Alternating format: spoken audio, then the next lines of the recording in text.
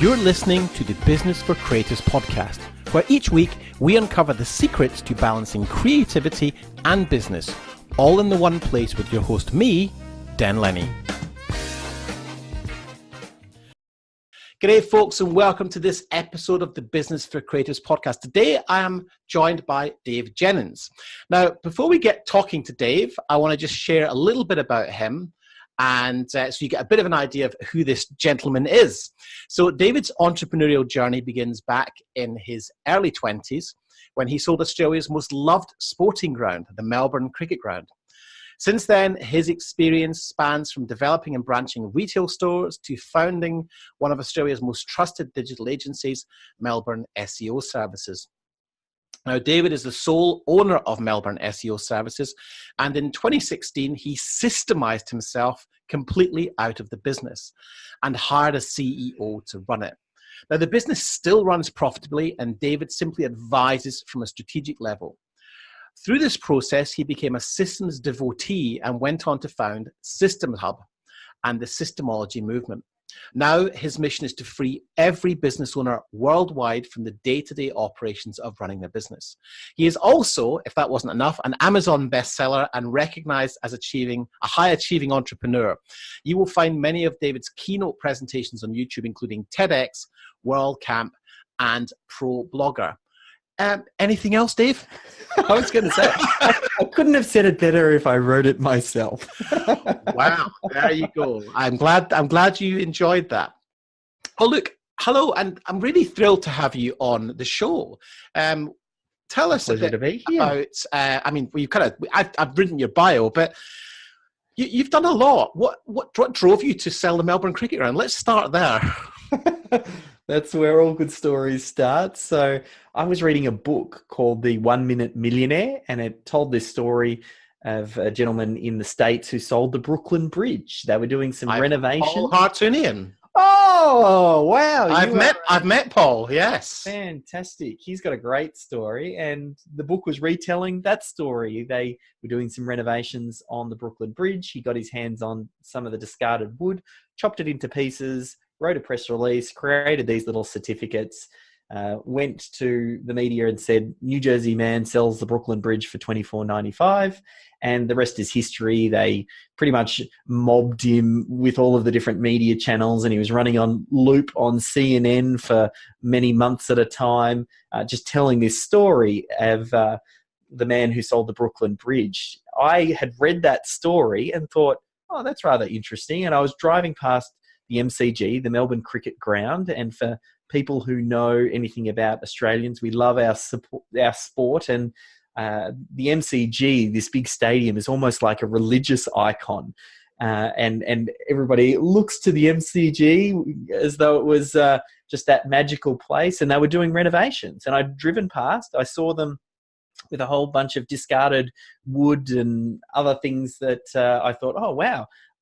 It was like fireworks went off in my brain. I thought I could recreate this system, this process that I saw someone else apply and have tremendous success with. And that's what I did. I got my hands on a lot of the discarded wood and carpet. I wrote a press release. Melbourne man sells the MCG for $24.95. And for the moment, for a little while there, it was a little bit like a flash in the pan. It was a little promotion there. I was the man of the minute. I was on TV and radio and newspapers, and that was how I got my entrepreneurial start with that first little endeavor. I love it. And what's really interesting is that, like, it wasn't an original idea, but you took action on the idea and built a system for selling bits of carpet and wood, which I guess is interesting because nowadays, I mean, you talked there in your introduction about how Melissa now runs Melbourne SEO, and you've systemized yourself out of the business, which I guess is the nirvana that all business owners go into business hoping to achieve, but never quite manage it. So what are you doing now, and how are you helping people? So initially I had, like any good entrepreneur, I had too many ideas and I have lots of different businesses going on. The primary one, Melbourne SEO Services, which I was stuck in the operations for well over 10 years until I systemized and took the step out. I had this other side project, which was called System Hub. And it used to be just something that I'd give a little bit of attention to. And it houses businesses' standard operating procedures in the cloud. And once I stepped out of working in the digital agency, I realized, hey, my mission here is to actually help other business owners do the same. And System Hub became my full-time focus. We started developing out a methodology, a 7-step process to help systemize business, the system for systemizing business. And that's what systemology is. And it really is the main focus for me now is talking about systemology, and System Hub helps to support that. But more than that, it's not even about the tools. It's really the process for removing the business owner. Because once you get the business owner out of the operations, that's where the magic happens. A lot of business owners, they have great ideas, they have opportunities falling in their lap all the time, but they might not actually see, recognize, or even be able to action these opportunities because they're just so caught up in the daily operations. So I know if we can remove the business owner and the business owner can have a profitable business that works without them, then they can actually start to do some of their best work. There's something else which I think is particularly relevant to the audience for this show, which is the creative aspect of running a business. And there's two parts to this question. The first part is you actually run a video production company, but there's a slight twist in that many of our listeners are video professionals.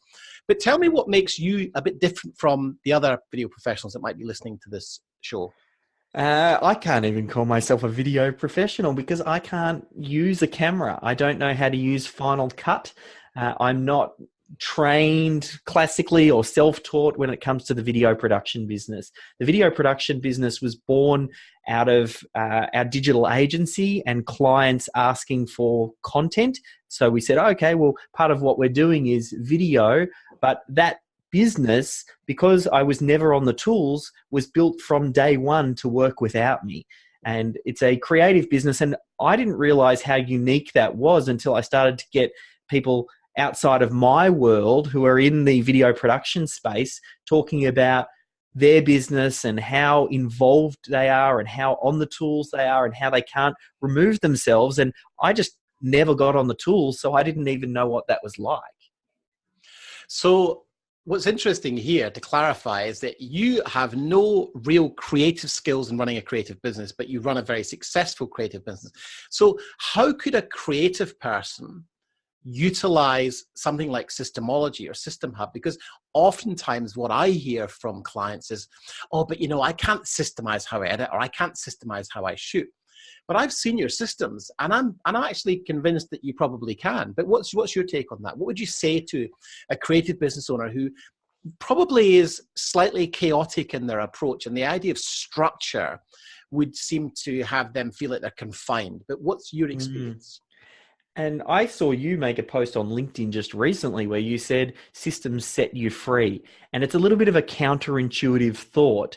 Understanding once you get a base set of systems and processes in place, it actually gives you more time and freedom, because a lot of the automatic things or things that should happen automatically can start to happen without you.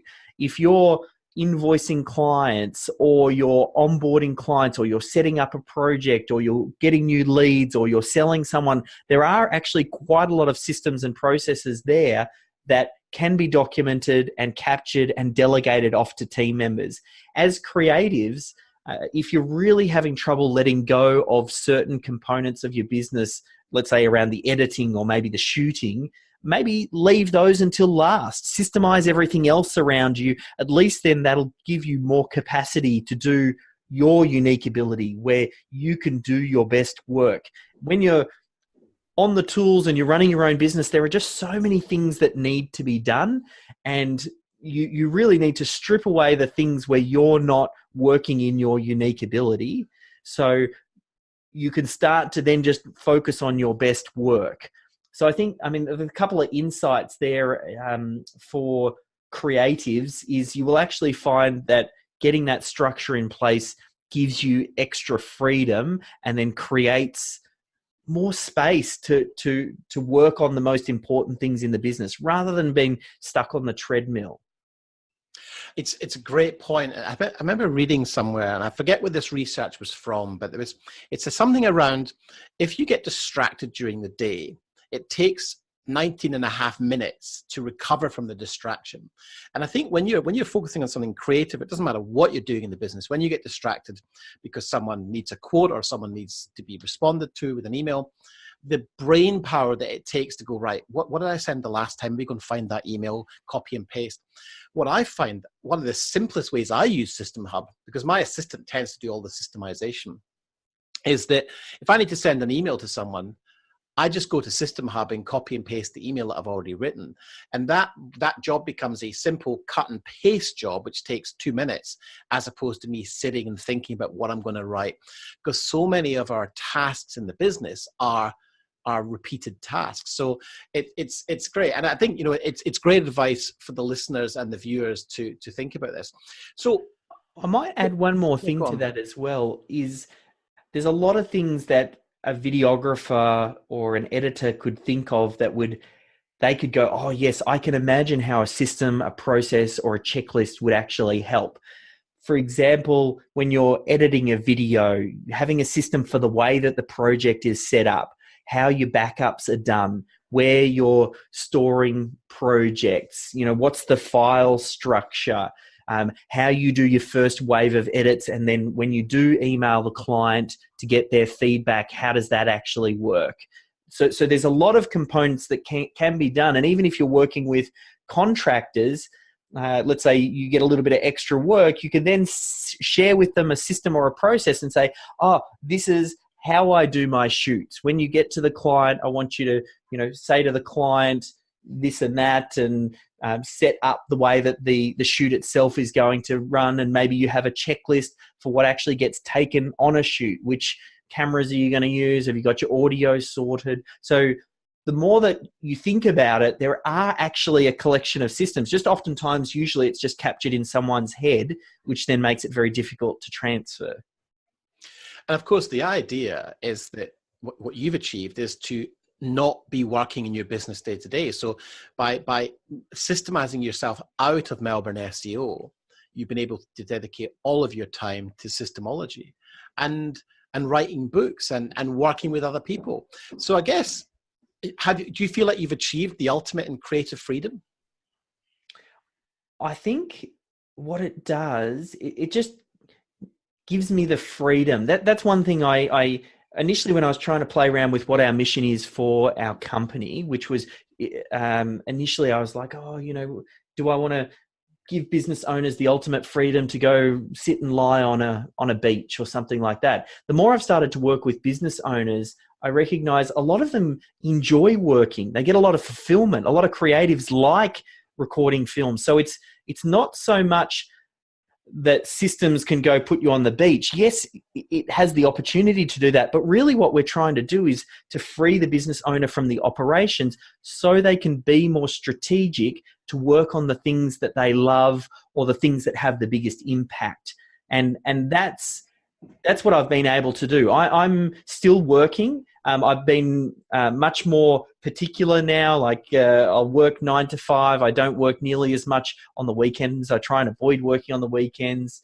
And I've just changed my lifestyle now. And now it's more deliberate and more by choice. I'm choosing when I'm working. I'm choosing what I'm working on.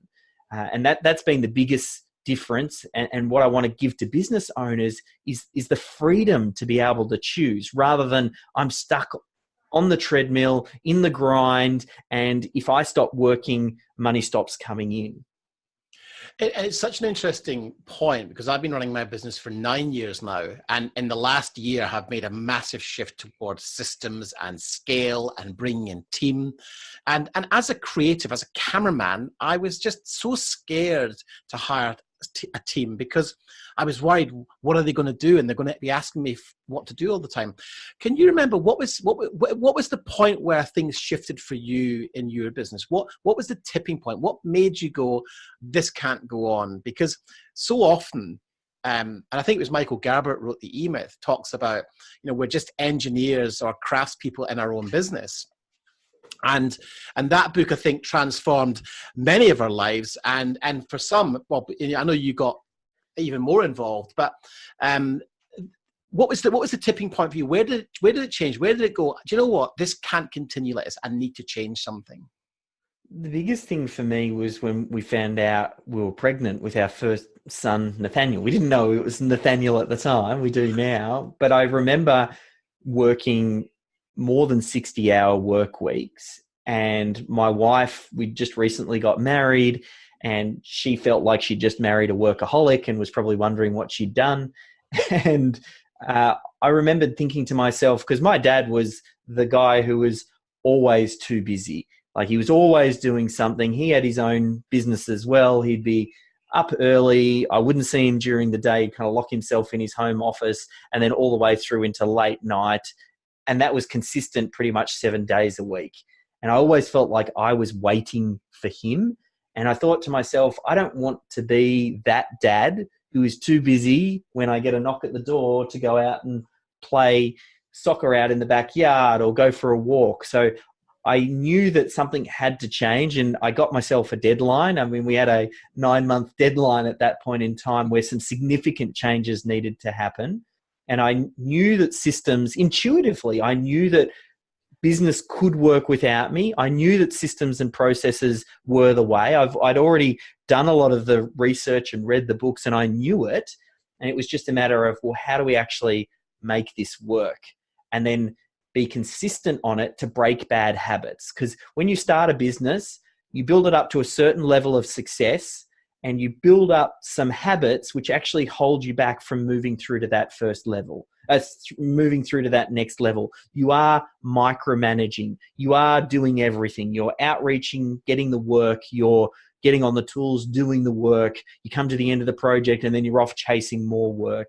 And you manage the project all the way through. And that's why the clients love your work. They love the output because it's you, and you put your heart and soul into it. And so that behavior gets reinforced. And then the problem is, when you want to move beyond that, it's very hard to let go, because all of those habits have actually got you where you are today, but it's those habits that are actually holding you moving through to that next level. So having something that really breaks that and says, hey, it doesn't have to be this way, and then looking for another way, that was kind of like a big sort of turning point for me. And you touched on something there, which is the clients get used to working with you, because Melbourne S.E.A.L.E services at one point was just David Jenyns. And so the clients wanted David Jenyns to run their campaigns. And I hear a lot of creative business owners share this concern with me often, which is, oh, but the client wants to work with me. How do I disengage from that relationship? Do you have any thoughts or advice on how to go about doing that, and what's the first step you might take? Yeah, it was a little bit of a process. Initially, the sales and marketing was one of the last things I let go of. And that was mainly because I was quite strong in that area. We first systemized a lot of the operations and the delivery and the finance and even some of the management related stuff for the team. And it meant that someone would come on board, they would have that interaction with me before they were introduced to the rest of the team. And then it meant they kept on coming back to me. We started to do a few things to help with that transition. We set up a support email. So all client communication goes through support at Melbourne SEO Services. So that way any team member could hop in and help them. I also had another account manager who would get assigned to that. And on handover, I would say, oh, great, you're going to be chatting with Jillian now. She'll be able to guide you through. She'll be your contact point. You'll be able to get her through support at Melbourne SEO Services. And anytime you need a hand, of course, I'm here. Just sing out if you need me. And Jillian knows to tap me on the shoulder when I'm needed, but she'll be able to really guide you through, and they'll get you the best result. And then I often say things like, emailing me directly, which is true, doesn't always get you the quickest or the best response. I can get caught up. I'm working on other projects, whereas you go through to support and you'll always get the quickest response. That was kind of like stage one. And then stage two was actually then plugging someone else in to help out with the sales component now. So I mainly, the small involvement I do have with Melbourne SEO is around the marketing side of things. So I'll help to generate that lead, but the lead then gets handled by a salesperson. Now they haven't really had any interaction with me. And it's only by habit that they reach back out to me, is if they've worked with me through the start. But if their first engagement is someone else right at the start, it's really a non-event. And a lot of people build it up in their head that it's actually bigger than it is. They think, oh, but no one's going to want to do business with anybody else. And, you know, it's a little bit egotistical, and I was definitely there. You just kind of have to let that go and understand that, yes, other people out there in the world can do good work as long as you give them a good framework to operate within. And that's where systemizing comes in. And if I can just share a little bit of my short journey with systems and System Hub specifically, is that I had this fear that, I agree with everything you just said, especially, you know, the ego is, it's my business, it's my baby, you know, I've built this, I can't possibly let anything go. But two things happen. One is other people actually bring a lot of value because they can see things from a different perspective. And I think in many cases can add value to what you already do and maybe even do it better. But secondly, I had this fear around, oh my God, I've got to create 100 systems in my business. Where do I start? And with the advice and help that I got from Systemology and System Hub and you also, was I realized I just had to create some videos of me doing the process, and then use the project management tool like Asana, where I set up a project, and then my assistant interprets the video and builds a system. And we are now slowly but steadily, or probably even rapidly, building systems in our business. So my mindset 3 months in is that everything I do becomes a system. And there's this crazy tipping point. Is that something you see with a lot of clients? There is about 7 myths, and that is one of them. One of the first myths people have is that you're going to need hundreds of systems. And the truth of the matter is you can probably get about 10 to 15 central systems as part of the critical client flow. That's what we call it. And that will actually move the needle for you. The other big myth is that the business owner needs to do it. And the fact is, there is, for systemization, it's a 2-person job. There's the person with the knowledge, and then there's the documenter. So you want to split those 2 roles, just as you pointed out there. You have someone who does the recording, and then someone who does the documenting, and then the original knowledge worker or knowledgeable worker can then edit what's done. And there's a lot of other myths as well. I mean, we talked about the systems remove creativity when we actually find out the reverse is true. Systems need to be complex when systems are actually, complexity is the enemy of systems. So you want the opposite. The myth that your team won't follow systems, even if you had systems in place, that's also a myth. A lot of it has to do with the culture, and it's typically your existing staff that is used to the way that you do things that you will have the most resistance from. When new staff come on board and that's all they've ever known, and that's just the way that you do business, you won't get resistance. Like I said, there's quite a lot of myths surrounding business systemization. Another one I see with optimization, people think they look to McDonald's as the poster child as a systemized business, and they think I should be optimizing and systemizing like McDonald's. But McDonald's has been around and doing this for 60 years. You don't look at an Olympic athlete who runs, 100 meters. How fast do they run 100 meters? Probably like 7-8 seconds, something like that. Like, you can't look at someone who is operating at that elite level and think, well, that's what I'm going to do. You have to go back to think about how and where did they get started, and start there and head in the right direction. So I think that's a big thing of what I'm trying to do, is just shed light on systems, because it is extremely important, and I believe it's the most important asset within the business. Yet there's just so many misconceptions, and oftentimes it has to do with things like the business owner being a creative. We talk about creative businesses now. You'll actually find most business owners, even if they're not in the creative space, are actually creators. A business owner sees a problem out there in the world. They create something from nothing to solve that problem. And then they're problem solvers, because at every step of the way, they'll come up against challenges and they think, how do I solve that? How do I solve that? How do I solve that? So I actually believe that business owners are creators. And it's for that reason, oftentimes they have some trouble with systems and processes. They can grow it to a certain size, But the magic will start to happen when you start to break some of those habits and you bring in some team members that complement you. You might not be super organized and detailed. Okay, well, let's get an operations person who is, to help round you out where you're weak, and that's what helps you move through. Absolutely. And I agree with you 100% that business owners are creators. And I think sometimes creative professionals, creative business owners who are creative first, sometimes, and this is not a criticism, but sometimes feel that their creativity is the most important thing. But systems with creativity, I think, is a very, very sexy and magnetic combination. Now, one of the things, Dave, and you and I have been talking about for some time is how do we help more business owners embrace systems and actually grow to love systems? And we've been, part of this podcast is to share some of that knowledge. We were actually, and this will be a time specific thing depending on when you listen or watch this podcast, but we are actually doing something in Melbourne in February of 2018 to help creative business owners marry systems and creativity. Did you want to share a little bit about that, Dave? Yeah, I think for the first time, I'd like to peel back the curtain on what we do in our video production business and show the systems and the processes that we use, and give someone, I suppose, a picture of what the end game plan might look like. This is the direction that you're headed, but then actually, once we know where we're headed, step back to the moment and go, where are we now? And what are the steps to get to that? So we're going to run a one-day workshop in Melbourne.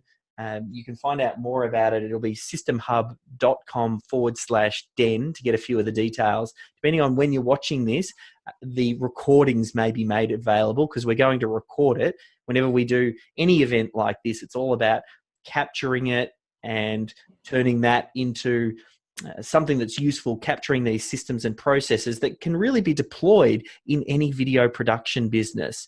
I'm not going to be teaching anything that would be extremely specific to my video production business. In fact, every video production business needs to generate leads. They need to be able to convert those leads. They need to be able to onboard those leads. They need to invoice them. They need to do the pre-production, production, post-production stuff. And then they need to deliver a great result that then gets the client to come back. That's the same across the board. There might be some different ways in the way that you do things, but generally speaking, that structure is the same. And that's what we want to actually walk through and share the way that we run this business. And then over time, I think other businesses will start to recognize that this probably actually expands out to all creative businesses. I mean, you could substitute video production with digital agency, AdWords agency, design studio, like it's all the same. That critical client flow that I mentioned and those systems that hold the business together, it's what we all do. The main difference is in the operations. And you know, oftentimes when you go to business events, people will say, "Oh, but my business is different," and especially in the creative space, you know, we're all slightly precious. You know, we have a particular skill in the creative area, but I would back up what Dave's just said and said that actually our businesses aren't different. So when you peel back, you know, prospects, leads, conversations, and then conversions and sales and onboarding. You know, oftentimes I'll hear creators talking about the fact that clients are paying them late or they're not being paid. And that's because they haven't set up a procedure for balancing how the whole thing's going to work in the pre-production stage. And one of the things I want to be doing at this event is following what Dave's shared with some very specific breakdowns into, for example, I'm putting out content on social media every single day on video. Now, it might surprise you to discover that it takes me personally 10 minutes a week to record 5 videos. Everything else is outsourced to my team. It's heavily systemized, and I'll be breaking down exactly how we do that on the day and sharing the system for how we post stuff and take one single 1-minute video and create content across all social media channels, blogs, articles, Google My Business, you name it, we do the whole thing. And that's as a direct result of building a system which is now repeatable. And I'm just really excited to share it, because that is doing all of our front end know, like, and trust marketing on autopilot, which is freeing me up to do more podcast recording, which I really love to do. So I feel like I'm able to be more creative rather than less creative. Yes. So I mean, if you want to find out more, all the details, it'll be on that systemhub.com/den. Don't necessarily want to turn this into too much of a commercial for that event, but for the right person, it will be an absolute game changer. Den has such a deep knowledge of the video production industry. And I think when we marry that together with what we're doing with the systems and what we do at Melbourne Video Production, I mean, you can go do a little bit of research and find out a bit more about us. I mean, we run a full production company and I don't work in it. And that's something that I know I can provide some tremendous value to other videographers to show them that path. And in actual fact, I mean, I don't know the details on this, but you live quite a distance away from the office, don't you? Yes, I do. So I live down on the coast. As part of that change I was talking about when we found out we were pregnant, I bought a house down the coast. So I'm a good hour and a half out of Melbourne. We built a home studio. So that's where I'm at the moment, out the back of the house. And I wouldn't go into the studio in Paran more than once a month, once a month, once every 2 months is about when I pop in. Amazing. It's really inspiring, because you're just living proof that it can completely be done. And what I think I want to share with the listeners and viewers is that it's actually an awful lot easier and less painful than you might imagine. Yeah, I think once you get started, I mean, that's what the whole systemology process is about.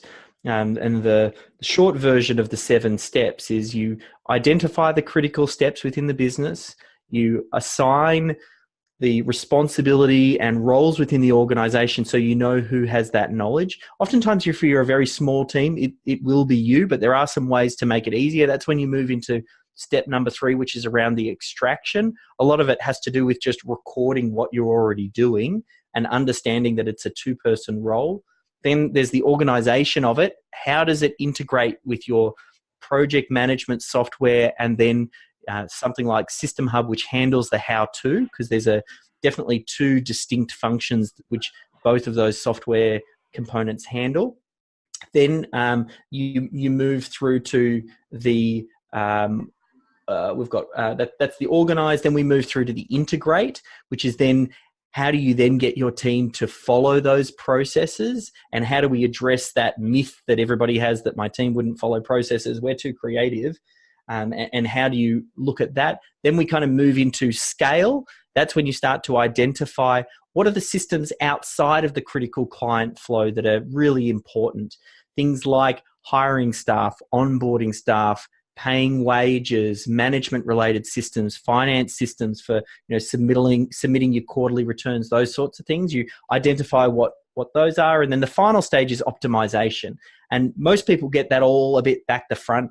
They try and make their systems and their processes perfect right up the front, and then that just becomes another reason not to get started. The easiest way to get started is to just capture what you're doing and get that down first and optimize afterwards. Once you've got all of the pieces down, once you've got everybody following some consistent processes, it actually means your numbers now start to mean something because everybody's doing the same thing. Then you can start to hand pieces off, and you can also pull pieces out of the business, work on this separately and go, oh yes, we can improve the way that this is working because, as Den said, one of the problems might be getting clients to pay, and I always feel like I'm having to chase them. Well, if that's a problem, let's have a look at re-engineering the payment process. Maybe you need to have your 50% deposit up front, and you tell the client the shoot will not go ahead unless you collect that deposit.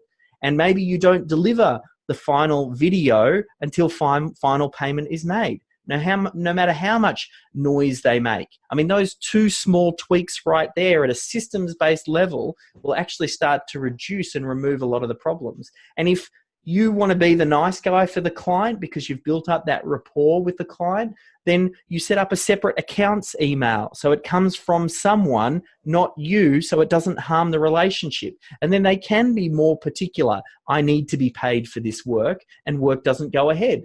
And it's easier for you then to say, hey, this is out of my hands. Accounts tells me I can't shoot because you haven't paid. Like, there's a few small tweaks like that that have significant impact on your business. Look, Dave, I know that you're running short of time, so I want to just ask a couple of quick fire questions. What's the best advice you've ever received? Best advice I've ever received is to deliver more value than someone expects from you. Epic. And can you share any personal habits that you deploy on a regular basis that have contributed to your success? Personal habits would be just capturing everything that you're doing. So whether that's through screen recording, whether through that's running of events and recording it, any time that you can capture the video of you doing something and then use that as a training tool for team members just gives you huge leverage. And what would be the one book that you would recommend someone reads? Apart from your own book. I mean, you do it. You could, which is, and Dave's just showing us, for those of you listening, Authority Content by David Jenyns, available only on all good bookstores. Must-read book. No, if I was going to recommend one book, it would be this one, Traction by Gino Wickman. That is an excellent book. It kind of builds a lot on, some people may have read another book. I'm just seeing if I can see it here. Scaling Up by Vern Harnish, which is more well known. What I felt like Scaling Up was a collection of tools for growing businesses and working on your business. Whereas I feel like Traction was the systemized version of Scaling Up. Scaling Up is a bit like, here's everything. It's just like, give you everything. Whereas Traction is more of a systematic approach to growing and building business. And what systemology is it just solves just the systems component of that. And we do it really well. I agree. Wonderful. So is the creative world missing anything? What does the world need more of?